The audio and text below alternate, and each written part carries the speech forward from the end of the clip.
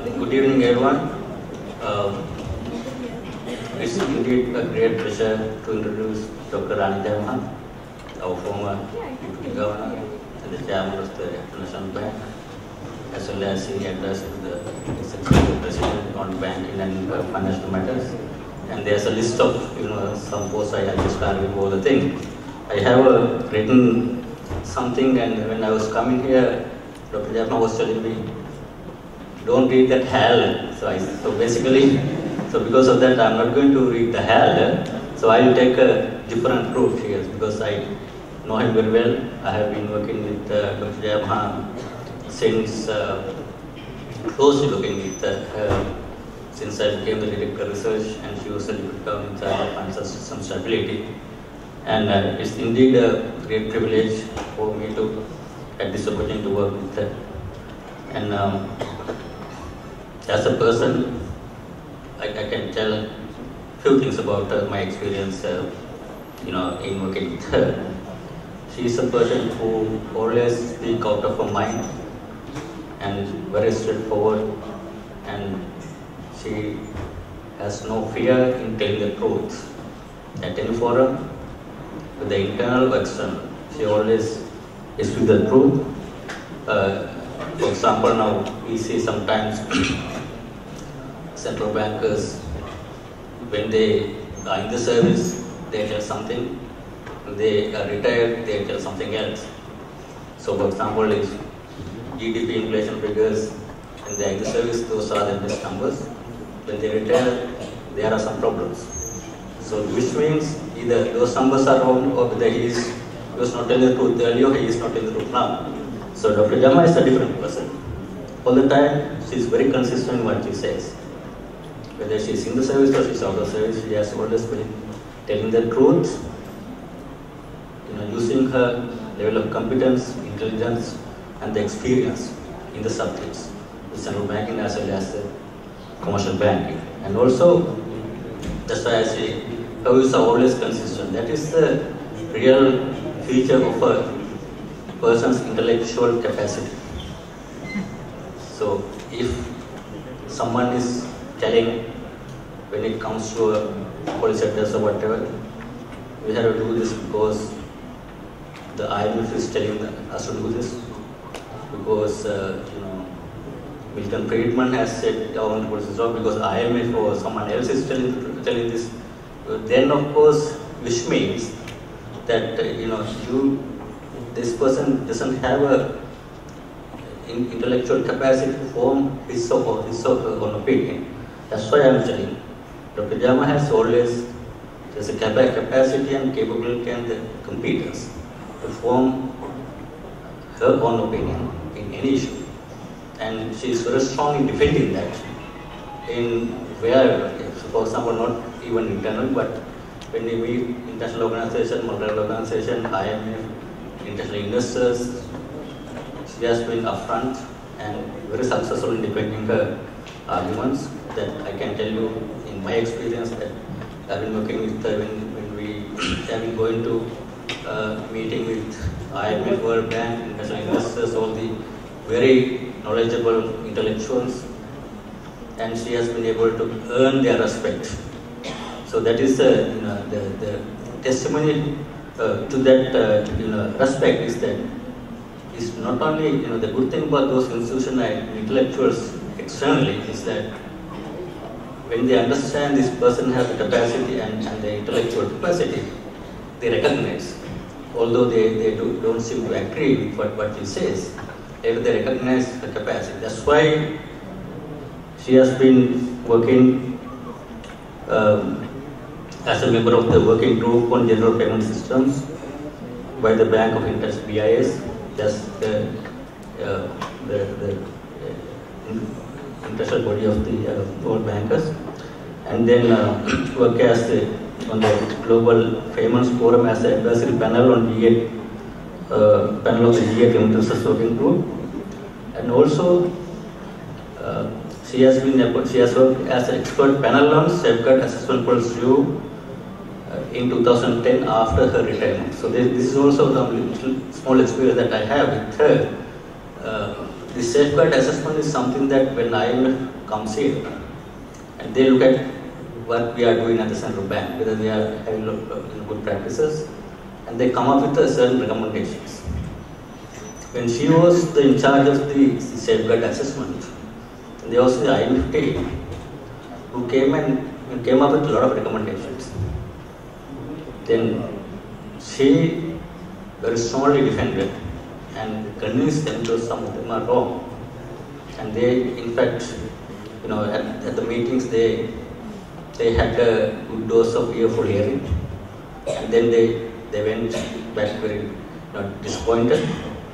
But as a result of her capacity to convince them of the right thing, then there was a need for the IMF to appoint an expert panel, global expert panel of three persons to review their safeguard assessment. In fact, I was at the IMF Executive Board at that time. I was also part of the discussion how we choose and select these world experts.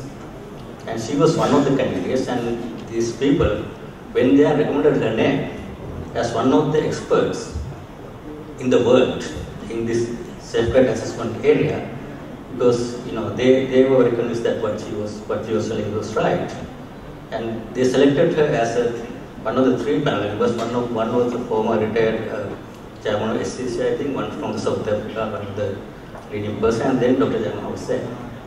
And again, my experience with her in that exercise also, she had a lot of respect at the executive board of the IMF, with the staff, and with the management in their deliberations. And then they recognize her ability. That is what is important. So you can form your own opinion, and then intellectual other agencies recognize that she has this capacity, and then they reward. So that's the experience of that. And also the other part, I must say, she is the best person who can speak about this Sri Lanka's financial bank system, because she has been with the central bank for a long period in the central banking for financial system stability, in charge of financial system stability as a regulator. Then she has also the other side of the market as a market player and chairman of the HNB. So with her experience, I don't think we can find anyone else with that kind of local experience as well as blend with the industrial experience to talk about the future of the commercial banks in emerging Sri Lanka and process of challenges. So basically, I think I can, I have seen there have been arguments or people, some talking about, Sri Lanka's banking sector is like Cyprus. When we discuss this at the banks, US, I'm sure there are some banks US here.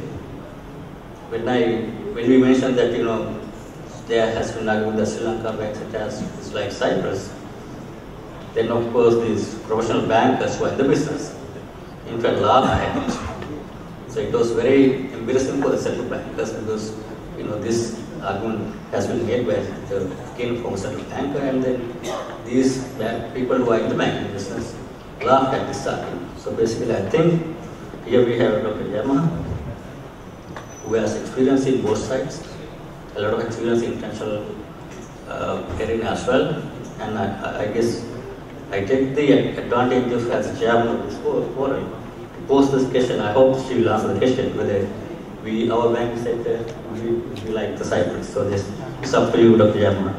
Then there's another academic qualification I'm not going to go through, because those are only academic. She has a PhD from a university, and also masters, and also the graduate from the University of Peradeniya. I don't want to say the years, because people might think she is very old. She looks very young, so that's why I don't want to say which year she graduated. She is still a very younger looking, lovely lady. So with that, let me invite Dr. Jayamaha to deliver the presentation. Thank you.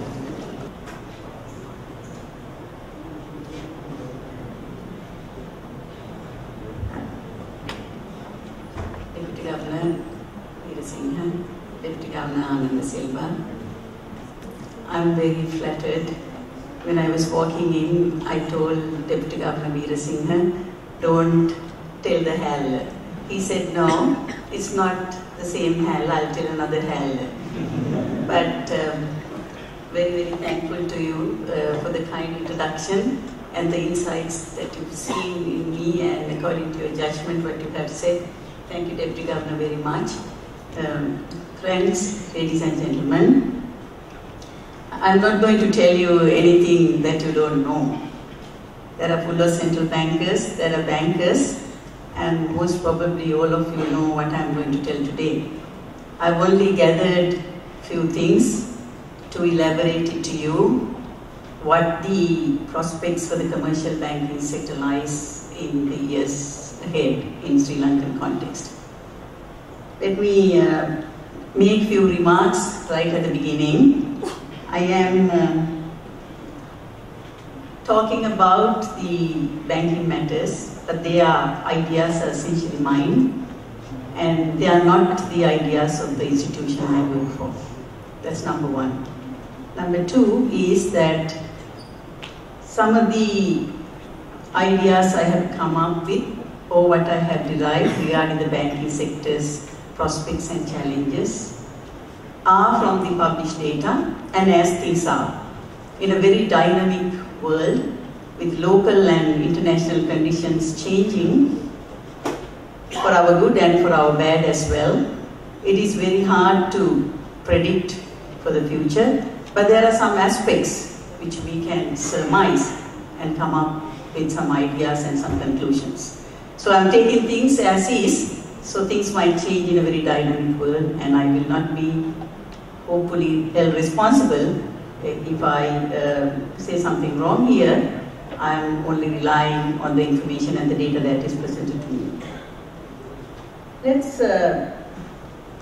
I thought it will be easier perhaps to talk about the Sri Lankan commercial banking sector's prospects and the opportunities as well as the challenges the sector is going to face, probably taking the global view as well as the local situations into consideration. So therefore, the first part of this lecture is going to talk about some of the global events from which we have no escape. There are direct and indirect pressures coming onto the Sri Lankan banking sector. We are not insulated from that. In a globalized system, we cannot, and we are affected to some extent. In the second part of this lecture, I probably will talk about the local conditions, the macro picture that is emerging, and the development that is taking place, and the opportunities that are available for the banks. There are a number of factors, as you know, which is set in the global banking scene, but I don't want to take all of them. I probably have picked up some of the global factors of which the impacts can be somewhat predictable. One is the turbulent global economic and financial environment. The global banking sector is emerging from the impacts, the sad stories of the 2007 subprime, 2008 to 9 global financial crisis, and the ongoing debt crisis in the Eurozone. That's one factor which is directly and indirectly is going to affect the banking sector in this country. The other is the changing international regulatory framework, which is also ever since we know it has been changing for the good and the bad. And the other one is the very recently the proposed changes to the quantitative easing policy by the US Fed. Let's look at some of these factors and see how the Sri Lankan banking sector and the global banking industry is going to get affected. As you know, the recovery is very slow in the global economy, and it's predicted about around 3% for the 2013 as well. 2012 was not very good either. There has been a slowdown in some of the economies on which there were high hopes of accelerated growth. That's China, 7.9, and India was down to 5%. And some of the emerging economies, of course, managed to achieve and secure growth rates of 6 to 7%, Sri Lanka including. Bangladesh and Vietnam, Sri Lanka are categorized as emerging economies, and their economies were expected to do better in the coming years. The stories of Vietnam and Bangladesh are somewhat dicey. People talk about ups and downs in such economies, and so was the Sri Lankan economy at one time. But the emerging picture for the Sri Lankan economy seems to be quite good. And in the future, there are many prospects and there are opportunities for the banking sector. That's because Europe is still suffering. The US is struggling with its huge mountain of debt. They are still on to the QE program, and as a result, the economy is trying its best to come up after the QE program, QE1 and QE2, and also now on to QE3. The economy seems to be picking up, but not at the rate that it was expected. Europe is suffering with high unemployment. The banks are undercapitalized. Several banks have gone under. There are M&As going on, there are mergers, and there are liquidations going on all over Europe. Last year, 40 banks or so have been merged, as well as some were allowed to go under by the US economy. And all over the place, there are problems. Nevertheless, rising from some of these turbulent environments in the US as well as in the Europe, there is a funds flow towards the emerging economies, and that has been happening for some of the most stable economies like Malaysia, Singapore, and to a large extent in China, Korea. Not only that, some of the emerging countries also have been recipients of these funds coming through Europe as well as the United States. Now, some of the spillover effects are coming towards Sri Lanka, Indonesia and Bangladesh, and the markets in these countries have benefited from that. And in the future too, it is predicted that the markets are going to benefit because the funds have to go into some place, so the emerging economies are going to be the beneficial countries. Let's look at the second factor that has an impact on our banking sector as well as the global banking sector, which is a very, very troublesome item. Of course, being global and under a globalized system, all the banks as well as the economies will have to agree to have some kind of international regulatory framework without which we cannot function. I think it has its merits than its demerits because from 1988 onwards, if you can recall, under the international financial regulatory system, Basel I was introduced. This is somewhat technical, but I am not going to go into details of that. Nevertheless, it's relevant to mention it and how we suffer from the changing regulatory environment. Regulations are getting tighter, and the international regulatory systems and the institutions are introducing more and more safeguards, having gone through all this turbulent banking crisis, which have implications for the rest of the world in a very big way. Basel I was introduced in 1988. And then most of the countries voluntarily followed this. Of course, some of the emerging countries have to follow because of the international financial organizations were giving assistance, and they made it a point to see that we follow them. However, it's a good framework. Basel I framework was basically looking at the broad asset class, and then they fixed a risk-weighted capital of 8%. We followed it, we had no problems with it, and almost all the banks in this country followed it, and we met all the capital requirements. But the problem there was the Basel I did not have the capacity when it was introduced to get appropriate risk judgments. And as a result of that, where the risks lie, the seen risks, the unseen risks, started popping up, and as a result, it was thought this is not an adequate capital adequacy framework. Of course, it was quite simple because it took only a broad class of assets, and the Basel I Accord was only 80 pages. So it's a simple document. Then when the Basel Committee realized that there are issues and appropriate risk judgments cannot be made under this framework, they introduced in 2004 the Basel II, which is somewhat complicated, which ran into 347 pages. So you can imagine from one regime to another the changes that are taking place. And it was utterly complicated because they had several pillars, and they had to deal with the credit risk, the liquidity risk, later the operational risks and market risks and so on.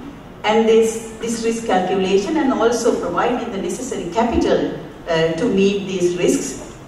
The task was given to the commercial banking sector, and here the vendors come in and they come with sophisticated, complicated, and nobody could understand kind of models. And then this was introduced to the rest of the world, and having seen the difficulties of Basel I, Basel II was accepted as the second international financial regulatory regime.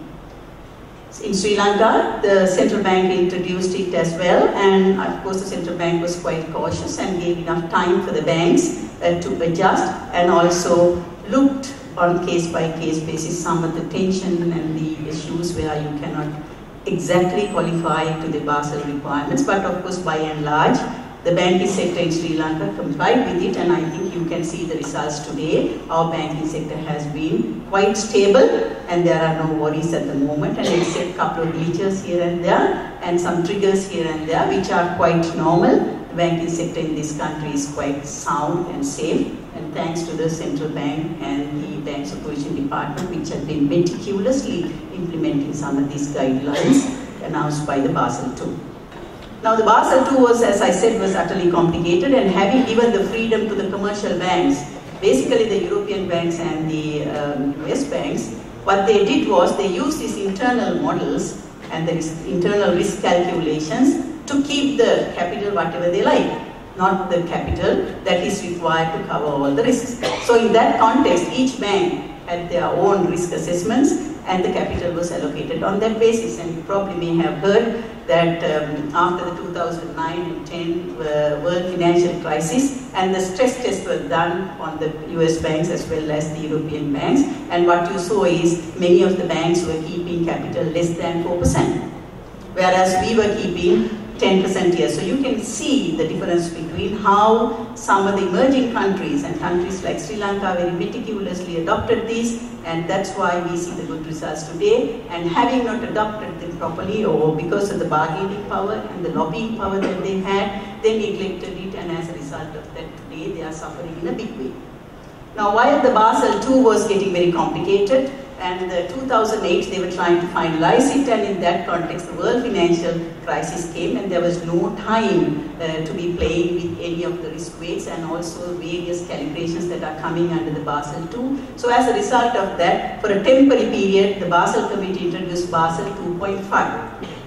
Fortunately for Sri Lanka, and Central Bank of Sri Lanka decided, no, we are not going to bother the banks with 2.5 and let them be on 2, and whenever something else is introduced, we'll go in for that. So as a result of that, the banking sector was spared, and we are eternally thankful to the Central Bank for not complicating our life.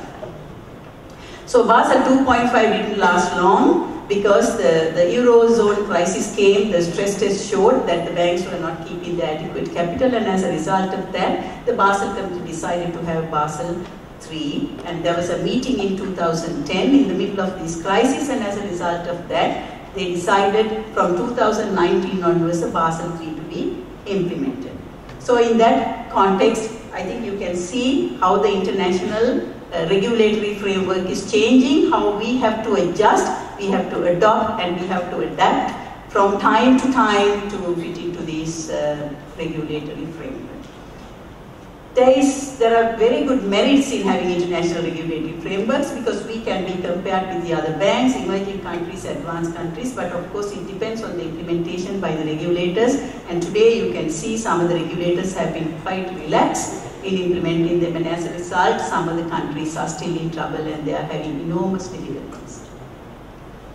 Now if you look at the impact of some of these, we have been having all these new regulations coming in, but of course always there's a consensus, and before these are the regulatory guidelines come out, the banking sector is consulted, and there's a good debate and exchange of ideas with the central bank and other regulatory agencies as well. They are not necessarily on Basel, but some of them are in the SEC, on the ISCO, and various other guidelines issued by the international regulatory organizations.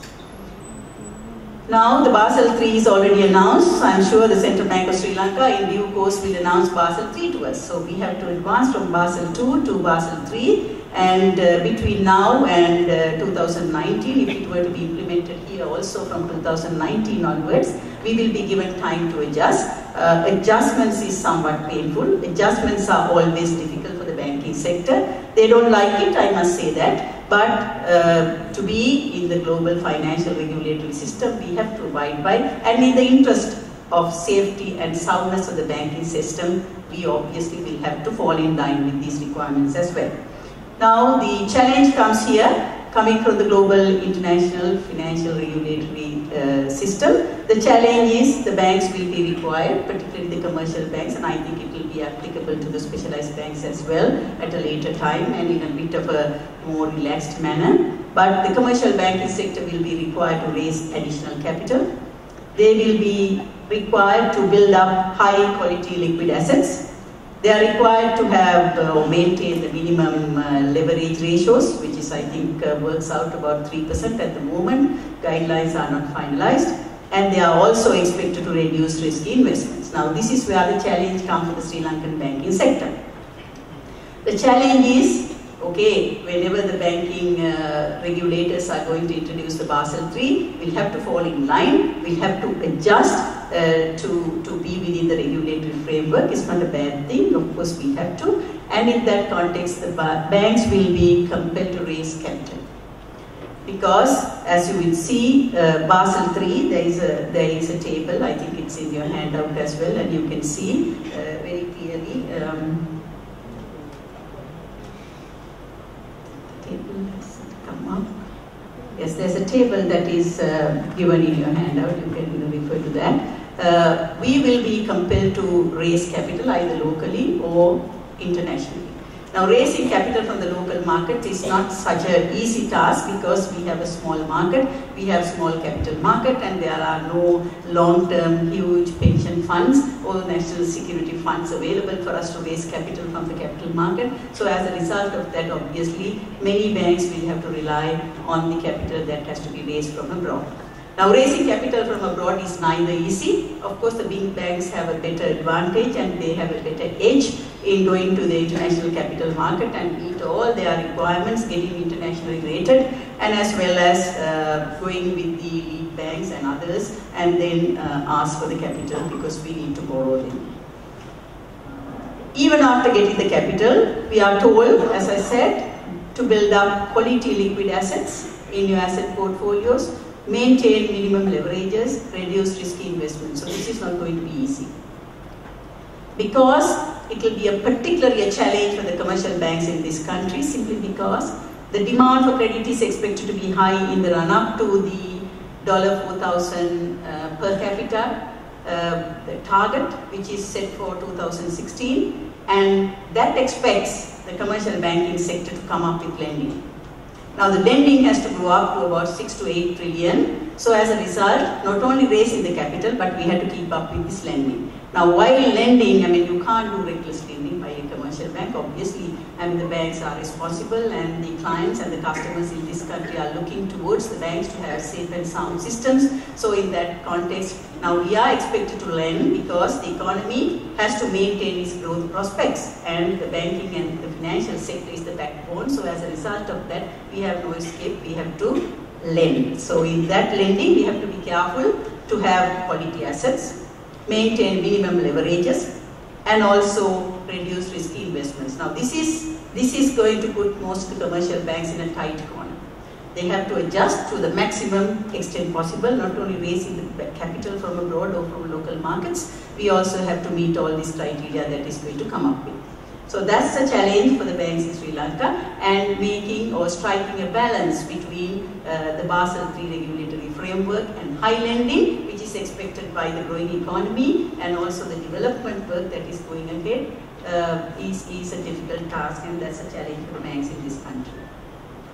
The third factor which I mentioned at the beginning is this US's recent announcement of the tapering off of their bond buying program, which is usually about 85 billion a month and which has now risen to US 12 trillion. The US Fed has already announced between September 2013 up to 2014 they are going to taper it off over a period of time, provided the US economy picks up. There are debates to what extent the US economy is going to pick up, but nevertheless if this tapering off is going to take place in September 2013, there are going to be some problems on the emerging markets, and obviously the banking sector also will suffer. Already with the announcement last week or a couple of days ago, there have been huge jitters in practically every market. You have seen the currency and stock markets in the Brazil, South African, Turkey, Mexico, Philippines and Indian markets have already felt it. And Sri Lanka also felt it to some extent on the exchange rate, those jitters, and some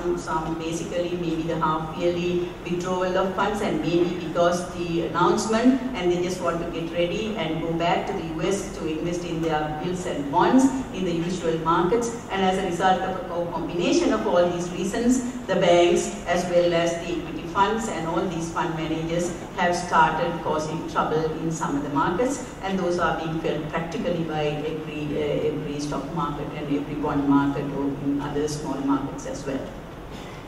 So the impact on this QE easing policy on the emerging markets is going to be somewhat a challenging proposition for the commercial banks in this country. Now I come to the part 2 of this lecture, which where we are going to, in the middle of getting these global impacts coming on to the commercial banking in this sector, what are the prospects and the opportunities that lie in the sector arising from the macroeconomic developments that are predicted by the policy planners, central bank and the government. The medium-term macroeconomic projections and the growth prospects have already been announced, and the planners are expecting the economy to grow by 7 to 8% in the medium to long term and sustain that growth. And as I said, the banking and financial sector being the backbone, the lending and providing funds to the system has to come from that. And to enable that to happen in a rather flexible manner without squeezing the banks, the Central Bank of Sri Lanka also has begun its quantitative easing policy from 2012 onwards. The name was not mentioned, although it is the famous name in the United States. It is also some form of quantitative easing that has been taking place in December 2012 in this country. The repo and the reverse repo rates have been reduced twice by the Central Bank of Sri Lanka, giving less pressure on the banks, and as well as they've been funding the market to some extent not to have liquidity crunch in the market. And more recently, 3 days ago, you have seen the SRR being historically reduced by a huge percentage. It is 200 basis points from 8% to 6%, and nearly 60 billion is going to be flooded into the market because this money is being kept as statutory reserve requirements by the banks in the central bank, and that money is now given back to us. What do we do with this money? Okay, you can put some in the treasury bills and treasury bonds. What else can you do? You have to lend it. So the quantitative easing that is going to be tapered off in the United States and to some extent by next year in the UK as well, because Governor Mervyn King has been speaking about it. And now the Central Bank of Sri Lanka has started its quantitative easing in a bit of a rapid manner, expecting the growth momentum to be maintained in the country through the banking sector by heavy lending. That's the case now. So the banks are quite rich. Had we kept it in the central bank, we don't earn anything. Now the banking sector has all this money to call, and I think from that day onwards, all the banks are quite busy, and they've been going after the clientele, and the clients are laughing now because, I mean, the banks are trying their best to lend because they have free money now, because had it been in the central bank, you earn nothing, and then even if you lend it at whatever the rates, the clients are now asking for still worth for the banks. So that's the scenario that we are in today. Okay, having released this money by the central bank, what is expected of us is to lend this money to the growing sectors in the economy. Now, compared to the previous periods, the previous decades, historically we haven't seen in this country this kind of infrastructure growth and the real sector development. I think you can see it, you can physically see it. So there are opportunities for the banks to lend to these sectors, and those sectors are demanding high finances. And some of them are willing to borrow abroad at very low rates at the moment. But I'm sure some of those construction, as well as the real sector development, as well as the big infrastructure projects, may prefer to borrow locally if the funds are going to be available at reasonable rates. And for that, the background is now being set, but the banks are willing to finance these projects. Significant demand for infrastructure financing is coming towards the banks, and as you can see, the government funded ones are there, the government guaranteed ones are there, the private sector ones are there, government and private sector joint ones are there as well. So with all these put together, the banks are in a position to lend to the system, particularly for the infrastructure in a big manner, and I'm sure that's going to help the value-added services in this country and thereby helping the growth of maintaining at least 7% in the next 1 to 2 years. All of the value addition come from the real sector development and the infrastructure. The banks have got a new opportunity because they have the option to take part either through debt or through equity participation. I know at the moment the regulatory framework doesn't allow equity participation to a great extent by the banking sector. Fair enough, because the safety and soundness had to be looked after, because we are stable today, we are safe today, and we are sound today because of the regulatory regime and the meticulous implementation of that. So in that context, are you willing to part with banks, the regulation allowing banks to take part in equities? Obviously they are not short term, they are medium to long term projects. So of course there's a question, the regulatory authorities will have to think about it. The banks of course will have good sources of revenue coming in, because the leases on commercial properties and the rentals that are going to come up with these real sector development as well as the infrastructure development are going to bring in additional revenue to the bank, which was not there. Of course, the apartments and the real sector, the developments have contributed to some extent to the banking balance sheets, but not to a large extent. But this kind of growth that is taking place in the economy is going to bring in new additional revenues to the banks. But of course, to what extent regulatory flexibility will be there is a question, and the banks need to take up these issues with the central bank and see to what extent you can get these flexibilities implemented. New instruments also can come up, because securitization is not such a popular instrument here. I mean, it is happening on a one-to-one basis, on a bilateral basis, but it's not such a popular instrument in this market still. I think there will be rentals which can be securitized, there will be cash flows coming in from infrastructure and the real estate development which also can be securitized, and those can be new instruments the banks can use to bundle up those financing structures. There are many Greater Colombo economic infrastructure projects that are coming up, and you can see what's happening in the Greater Colombo area. The second phase of this physical development, the physical cleaning up, is going to be added with innovation. Now the Greater Colombo plan is to come up with innovation. Innovation means technological developments, and as you can see it, the broadband facilities are being made available throughout the country. We have gone from 3G to 4G LTE now, and many of the telecom operators have already joined and providing these services. And if you can see, the Telecom Regulatory Organization is now coming up with a plan from 2030 to 2018, where every household is going to be given 25 GBPs for you to operate within your household itself.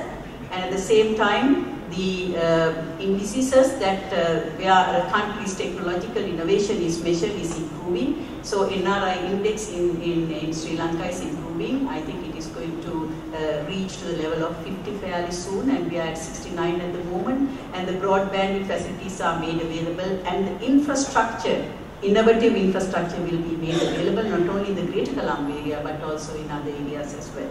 So there are opportunities and prospects for the banks to capture these opportunities and do well and use such opportunities to make good businesses and prop up your balance sheets and your asset books. Not only the Greater Colombo area infrastructure and real sector development, you will also see the suburban cities like Ampaha and also Kandy are the feeder cities, and these centers are also going to have this innovation coming up, broadbanding, computer kiosks and software companies. Some of these, of course, are not really the long-term ventures, but there may be many new IT BPOs, KPOs who are being invited right now. I think as soon as you get this ecosystem going with the telecommunication revolution that's taking place here, probably we'll be able to get these investment companies coming in for IT BPOs, KPOs. But at the moment, the software industry is going on, and as a result of that, there are many opportunities for the banks to tap. Industrial financing around port cities is also another opportunity for the banks to tap, which we haven't explored as yet. That is, Hambantota and Trinco ports are going to be developed, and Hambantota is already part 1, or the phase 1 is being developed, and in that part you don't have to get much because the activities have not taken place as expected, but fairly soon the bunkering facilities, repackaging facilities, entry-port trade is going to take place, and as a result of that, the banks have opportunities and new businesses to come. Now in this effort, I think the banking sector probably will have to look in a broader sense rather than having the self-interest and looking after only your bank. I think the banking sector will have to work with the peers and come up with syndication type of loan packages which will be quite advantageous to the banks. Now to lend to these opportunities that we just discussed, you need funding. Okay, where are you going to find the funding? Now already the quantitative easing is done by the central bank and the market has enough money, and the money is, the reserves have been freed to us, and that's one source of income, and that can be used to double the, in the medium term, the banking assets or asset book. In doing so, there are some difficulties which the banks experienced in the first quarter of 2013, and as you would see, some of the numbers didn't show up very well, because if you look at the asset growth in Q1 2013, it has ended up with 16%, and if you look at the lending growth, it was only 34%. The deposit growth has been 17%, and the basically the NPA ratios have grown up to 4.4%, and the capital adequacy ratio has gone down to 14.8%. Now that's not an indicator because there has been not so much of an aggressive QE coming into the system. I think this picture is going to change, not so much in the Q2 either, but probably in Q3 as well as in Q4, this picture is going to change, and as a result of that, the banking sector is able to grow up your asset book. Now, when the banking sector is growing up its asset book, of course, you have to be very, very careful and prudent not to grow the asset book with bad quality assets. NPA could rise because if you start reckless lending, you have to be very careful. When you borrow, obviously, you have to be very careful because most of the banks are not exporting companies in this country, so as a result of that, you have to be on your guard when you borrow. You will have to pay back. You have to pay back in dollars or in euros or whatever it is, and then we have to be ready to pay after whatever the period. Short term, of course, you can manage because NRFC funds are coming, trade force are coming, but if you borrow medium to long term, you should be ready to pay back your borrowings. And otherwise, the country's so far impeccable record of no suffering, debt breach will be breached by the banking sector, and we don't want that to happen. So as a result of that, the banks ought to be very, very careful in their borrowing as well as when you are dealing in foreign currencies. Now this is the picture. So therefore, despite the somewhat dip that we experienced in Q1 of 2013, and as well as some of it is spilling over to the Q2 of 2013 as well, I think that is going to taper off with this QE coming from the central bank. The second source of funding for the banks will be the corporate and the equity markets, bond markets, and they will provide to some extent the medium and long-term funding that is required by the banks. Now you can see from these graphs, the expectations are to secure some parts from the corporate and debt markets, and the expectation is also for the stock markets to go to new heights in the coming years. But of course, the jittery that we had after the tapering off and the bond buying program in the United States, that had some impact. It may be the ripple effects, it may be somewhat continuing effects, and as a result of that, I mean, the plans you had, very assured plans of going into the stock market may have to be thought about or to be adjusted. Similarly, the debt securities market also, I hope there won't be any substantial or significant withdrawal of funds by the foreign equity markets as well as foreign investors from the emerging markets. Then all are going to have these trimmers felt over a longer period of time, and as a result, the borrowing capacities in the local markets are going to get affected. But of course, these funds are essentially short term, so that kind of funding may not be appropriate if you are hoping to lend for the longer term period. So you need to match the funding accordingly, and that's a challenge for the banks. The third possible funding source is the direct financing from external sources. As I said, it's not easy, but you have to try it. You are compelled to do that to meet the capital adequacy requirements, as well as to have your own borrowing programs tapering to a number of years rather than having the bunching problem by the commercial banking sector. One has to be careful there.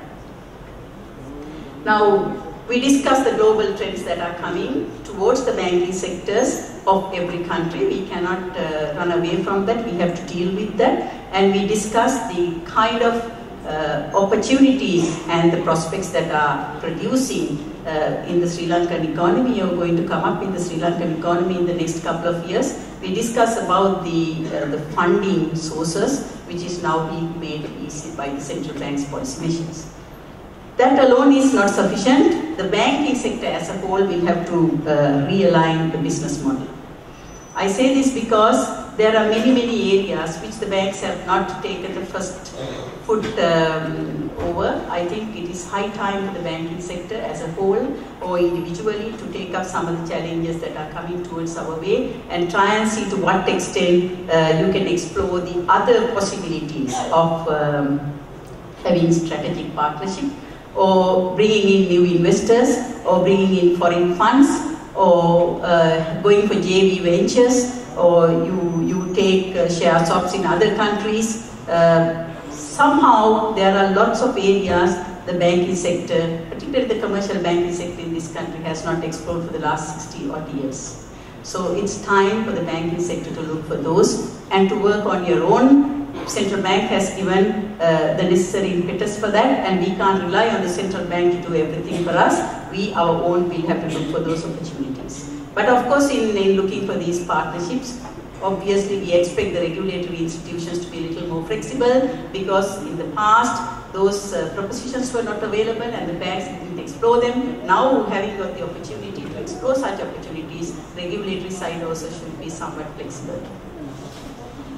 Another area for banks to look for is the participation in innovative smart city development. As I said, Colombo is going to be one of them, the IT BPOs, KPOs, and there will be many PPP ventures that's coming in. Sri Lanka is not quite ready for public-private ventures. I think the government sector and the state organizations are still getting ready. They need to come up with the viable projects for the private sector to partner with, and that is taking place very gradually and slowly, but it has to take place when the years to come, and that is PPP ventures and bundling of these syndicated financing will be new opportunities for the banks.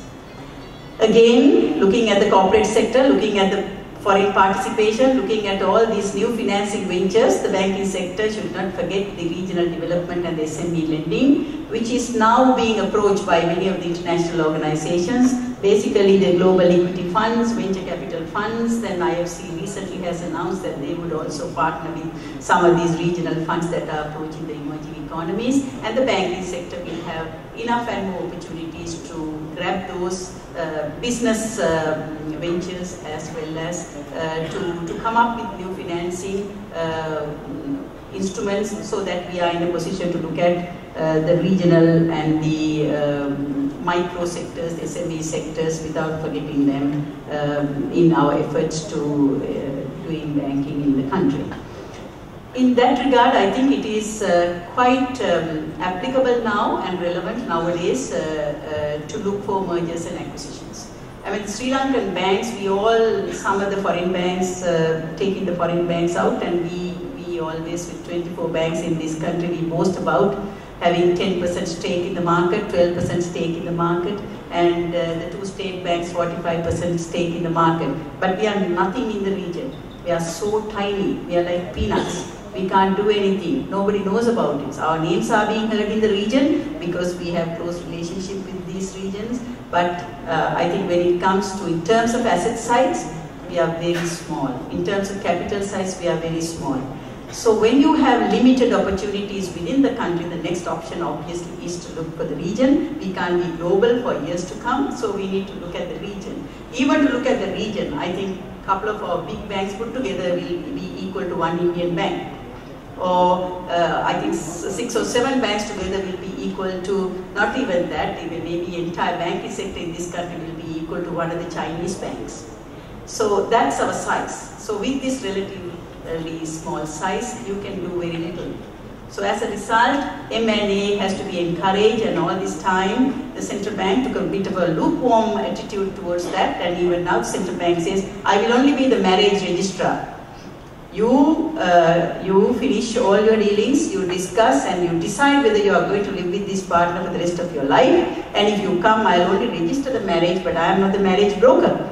Fair enough, because the central bank doesn't want to get any additional problems on its head. Bad enough, the ones that they have. So therefore they are encouraging in a very lighter way, but not in a very aggressive manner, the M&A. But this is not what has been happening in the other countries. If you look at the region, India has been now persuading many other banks, Punjab National Bank, Canara Bank, SBIs to go in for, and they are the candidates for M&A for next year's. And US did M&As forcibly because of the weak banking sector 40 odd a year, and they've been getting mergers and acquisition and JVs and buyouts and sellouts in a huge way since the crisis came onto them from 2007 onwards. Malaysia did it in a very cohesive manner, and Malaysia gave the banking sector the targets and said you can do it by this date. So they had to do it. They did the same with the insurance sector. So as a result of that, they were forced to become big. They were forced to become larger and be seen in the region than what is happening in Sri Lanka. This is not well thought about, and nobody has taken the right step. Of course, there have been some instances in the past which haven't gone very well, but learning the experiences from that, we need to come up with a flexible regulatory framework, and some encouragement would be needed from the regulatory side in order to get this M&A in this country. Otherwise, we will continue to be like this. We will have 24 banks, tiny ones, and we have some with one office, others with a few 5-6 clienteles, and they are banking with them all right, no issues, but we are very tiny. We will go on this pace, but that's not what is expected by the economy. Economy is demanding big financing to feel the needs that the economy is asking for. So in that context, there is a clear case to become big. So that's the proposition for the bank. There's one sector which the banking sector has not focused so far in this country, which is somewhat unfortunate. I think this is the funds coming from the external sector, including the NRFC funds. I say this because at the capturing point as well as at the delivery point, the banks have been very, very lethargic. That I think we have to accept it. Because banks don't disclose at the point of transaction or the point of capturing NRFC funds or other funds coming into the country, any remittances coming towards us have not been captured very effectively. And at the delivery point is not delivered very effectively. As a result, today what you could see is the non-banking sector has taken the lead, and now combined with the telcos and other telecommunication services that are being provided and facilitated through electronic systems, Western Union, MoneyGram, Euro, they have all taken a good stake in the money transfer system. The banks have not been thinking about it very much. Here the money comes and you keep it for a few days and you deliver it to the recipients, and they grumble all the time. And now as a result of that, the non-bank institutions, and even in this country you can see in some places, Maragla and other places, you can see some of the remittance industries growing. That's because we've been lethargic on that, and there's a good opportunity for us to go and capture it at the remittance paying level or remittance receiving level. In that context, we really have to work on with the electronic systems and also with the money transfer services, because banks' core business is not to go into money transfer services. So there's a lot of opportunities that has not been explored, that has to be done. Again, using electronic systems to deal with the foreign counterparts as well as our correspondents abroad. We are not fully online, I mean, except the foreign banks who have the global presence here. I don't think we are really attuned to that, because the foreign correspondents, foreign counterparties are expecting instant online facilities for money transfers. Now that the central bank has reduced the exchange control regulations, allowing the banks to keep nostros and vostros and to keep few days money invested in there. This is a very good opportunity that is being given to us. I think the banking sector should look forward to capture those opportunities and go into online banking and make sure that we make good business, because the world has grown depending on this counterparty business, correspondent business and agents business. So that has to be captured. The money that is coming into the country, best thing is to capture it very effectively, and with these new electronic systems, from bank to bank transfers should be there very quickly, and then like Western Union, it should be linked to your ATM, or it should be receiving a message on your mobile, so that it's a matter of getting into the ATM or to the nearest branch and receiving your money, and that area needs to be explored. With the regulatory repressing, of course, I think there is a good business opportunity for the banks in this country to go into limited OTC derivatives. I think this is not being promoted. Of course, there are some regulations that have been issued in 2008 onwards. It is high time for the regulatory organizations to look at them and to update them if necessary, because the permission has been granted, but there are some administrative inflexibilities. They have to be removed if the commercial banking sector in this country were to capture some of the OTC derivatives. That's because Asia as a whole, as well as the emerging countries, have been receiving. Asia last year has received 42 trillion of OTC derivative trade. So much of it has gone to Singapore, much of it is in Malaysia, much of it is in Indonesia, certainly not in Sri Lanka. That's because the banks obviously are waiting for the central bank to give them some more flexibilities. I think they've given enough. Now, depending on the central bank, also has to come to an end at some stage. We are matured banking sector, we are safe and sound, so we are matured as well in that context. What needs to be done is to not to lean against the central bank all the time, but we need them as our banker to bank. But when it comes to trade, when it comes to facilities, when it comes to bundling up the financing facility, I think we ought to take the risk, we ought to take the first foot forward. So in that context, there are many opportunities. The guidelines may have to be looked at by the regulatory, but the banks should discuss with the central bank and get into that trade. Again, as I said, this is critical and very important. The banking sector in this country, I think, is still working with the self-interest. They have this inordinate fear. If there's a server room somewhere, even if it is demarcated for banks, somebody is going to peep into my customer's accounts. I think those will no longer hold water. I mean, that's the fear in the banks. I don't think in a globalized environment where platforms have to be shared, ecosystems have to be shared, IT's infrastructure have to be shared. Otherwise, we will be, each one of us will be having platforms, we will be having various IT infrastructure spread by everyone, and we will be having different ecosystems, each one is spending on them. That's no good. What are we doing there? What we are doing is, there's a huge infrastructure cost building inside the banks, and as a result, that cost will be passed on to some of the customers and the clients and the depositors and the lenders or the borrowers sitting in this audience and the public at large.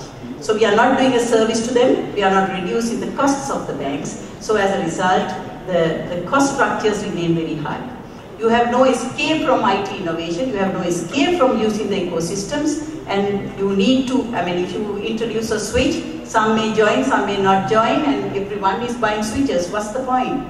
Everyone is spending, nobody is joining a common platform, and as a result of that, somebody else, the central agencies are being spending, every bank is spending. We have no coordination among them. When it comes to infrastructure, all the global banks have benefited up to date from sharing the cost and sharing the infrastructure. There's no need to have generators in every room of the house. You can do it with one, and you can use that every room and all the participants in a house. The same applies to the banks, and you don't need to have all this new infrastructure coming in, and as a result, increasing the cost of the banking sector.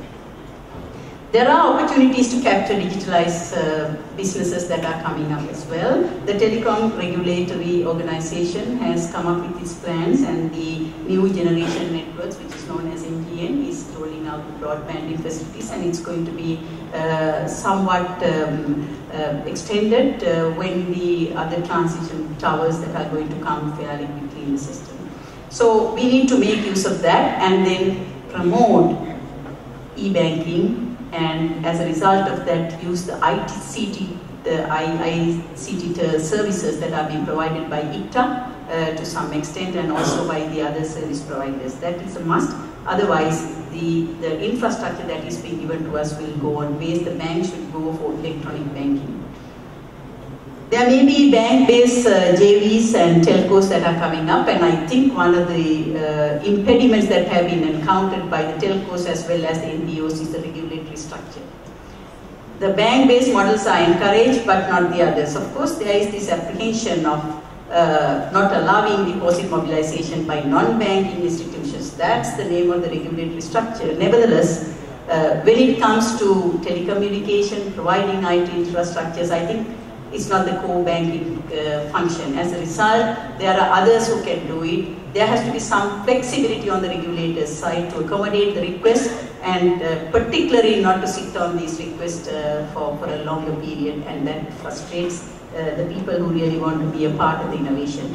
Mobile banking is now done through smartphones. All the banks are moving into smartphones. Everybody has Galaxies, and I think everybody is now pressing the buttons when you have to pay the bills, and they have all linked up to the electronic wallet systems, and everybody has tablets, and telco systems are being introduced by the bank, which is a very good thing. But again, passing on the cost to the customers, everybody should try and see how best you can share this. Along with getting into innovative channeling of banking services, there stays the cyber risk. There is no way that anyone can escape this, because I think again the self-interest should not come up. Sometimes I have heard people are saying there has been a phishing attack in such and such a bank, and they really are terrified over that. But nothing has happened to my bank. Of course, it may be true, but that's a very, very narrow philosophy. Because something, the phishing attack or the cyber attack that has happened to the other bank can very well come to you, because we are linked, we are in the clearing system, we are in the RTGS system, we are in the SSS system. If anything were to happen to any bank, they may not be able to service their payments, they may not be able to realize their instruments, they may not receive, they may not pay, so you are affected as well. So the self-interest motive has to be given up.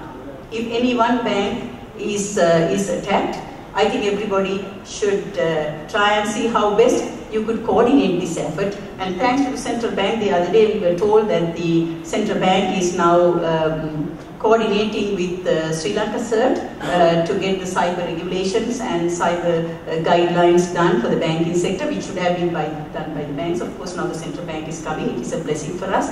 And this is the kind of thing that the bank should get together and do it. One bank alone cannot do this, so there should be coordinated efforts there.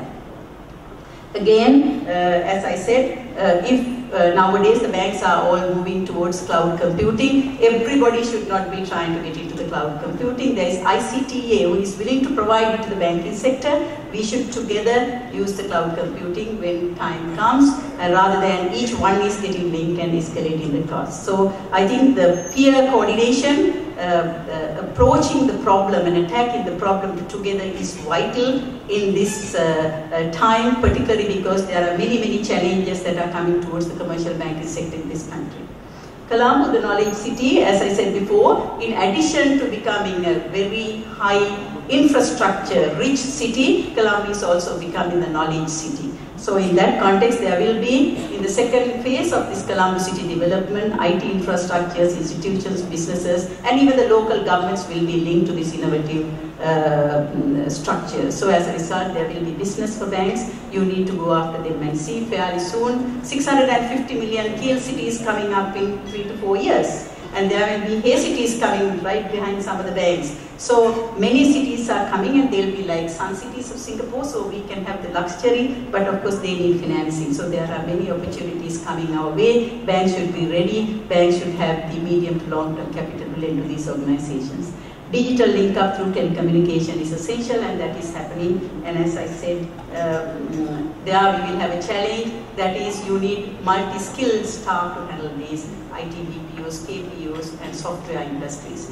There's recently a program which was launched, I think it's a couple of months ago, by the Work in Sri Lanka program, where the sons and daughters of Sri Lankans who are working abroad and have got degrees in ICT or in other areas, software, hardware, could come and work here for a shorter period or even for longer periods, and depending on how they can live their lives and go back to their own countries or stay here and provide the service to us. So there are opportunities that the banks can enhance their cadres and the capacities in the banks.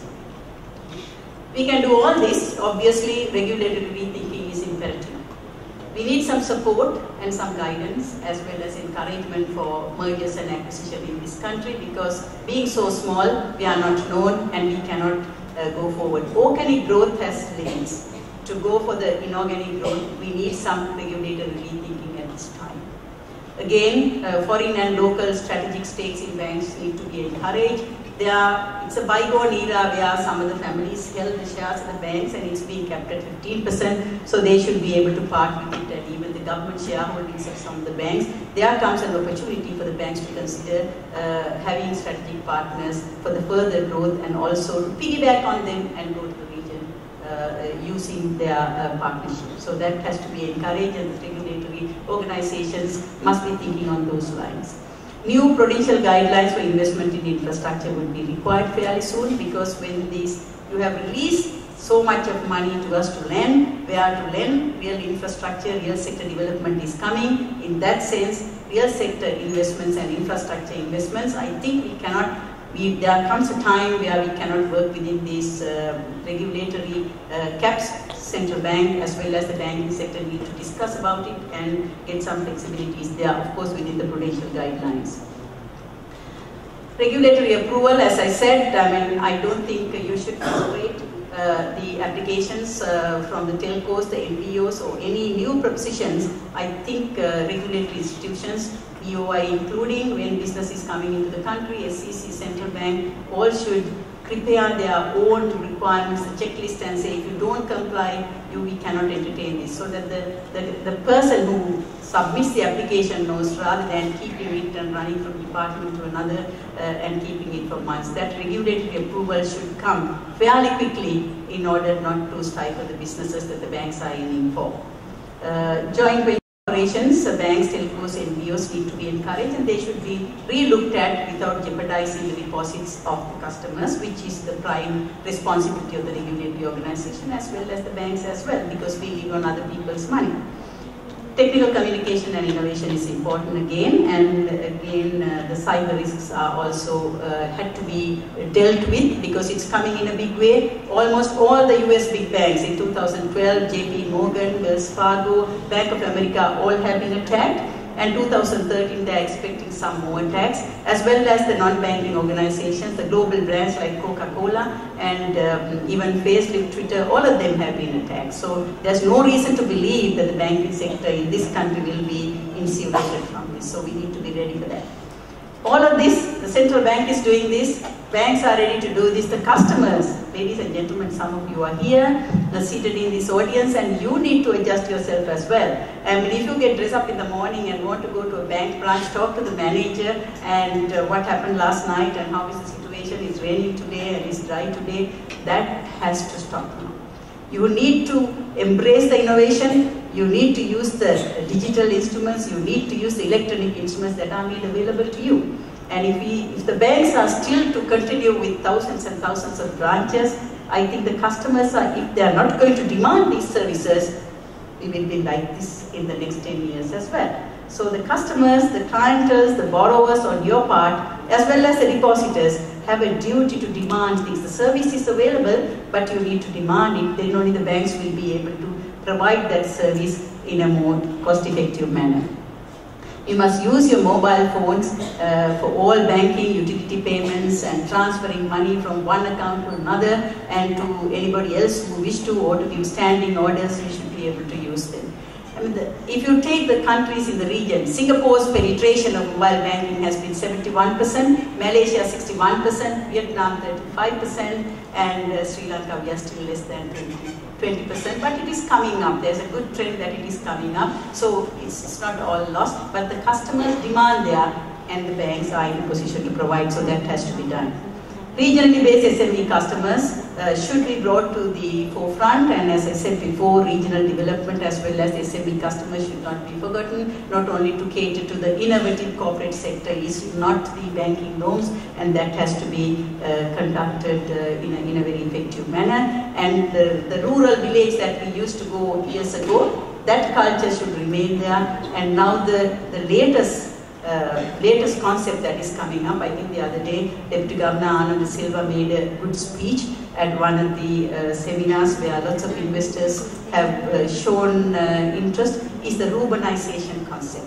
Now this sounds new coinage of a word, that is rural-urbanization. That's what the word is. So whoever who has coined it has some meaning to it. What it means is, without having the congested cities and the urbanization and a whole lot of problems arising and related to that, you shift that pressure to the clusters where not entirely to the village, but in between, and then you allow the people to come to the city to work and go back. And these clusters will be self-sufficient ones. And this model has been worked in Indonesia, China, Malaysia, and in lots of other countries, Cambodia, Laos, and all that. So I think it's coming towards our way. There will be many opportunities for the banks to look towards, and that will be another step towards keeping the rural development as everybody expects as well. And they also should come up with bankable projects. Now, what are the takeaways from this lecture? Basically, when it comes to takeaways, I think, if I may summarize, I don't have to go through the whole lecture. What I think is there are prospects, a lot of prospects in the emerging Sri Lanka. Banking sector is well poised for that. We are sound, we are safe at the moment. Unless, of course, there are some compelling factors, global or local, which is bringing lots of pressures on the banking sector. We are okay, poised for growth, and business opportunities are coming up. We should take up those. And also help the economy to maintain its projected 7 to 8% growth in the next few years. The second takeaway from this lecture, obviously, is when you are taking the business opportunities and handling them, obviously it's a challenge, and in doing so, I think it is much better to do it collectively as a sector rather than having the self-interest come forward and you increase the cost to the customers, to the system, and to everybody else, and all are suffering. Banking products are available, but the cost is too high. I think we should get away from that concept, and syndications, collective things have to be there. And those are my messages to you, and thank you very much for giving me a very patient hearing.